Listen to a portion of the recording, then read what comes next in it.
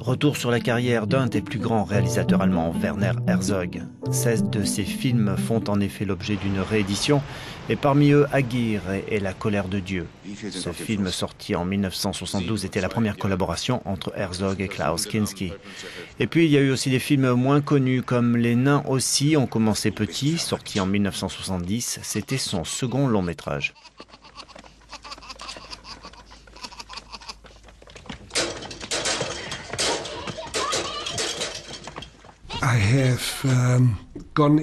J'ai abordé des sujets qui sont pour le moins inhabituels. J'ai tourné un film avec un casting de nains, un film avec des acteurs qui étaient tous sous hypnose, un en Antarctique.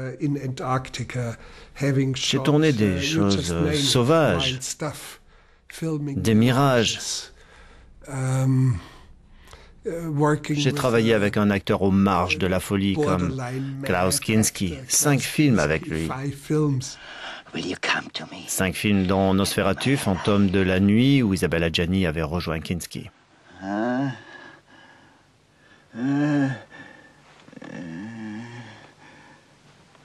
Good night. La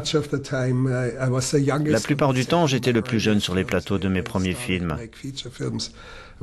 J'ai commencé les longs métrages quand j'avais 23, 24 ans, quelque chose comme ça.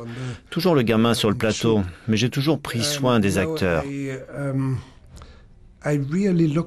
ils savent qu'ils deviennent bons dans les films. Normalement, ils donnent le meilleur d'eux-mêmes avec moi, et ils le savent. Nicole Kidman sera l'actrice principale de son prochain film Queen of the Desert, un biopic sur Gertrude Bell, exploratrice, archéologue et femme politique. La plupart de mes films parlent d'hommes. À mon âge, j'ai découvert que je suis bien meilleur avec des femmes. Et Nicole Kidman est exceptionnelle. Parfois, je pense que je n'aurais dû faire que des films sur les femmes.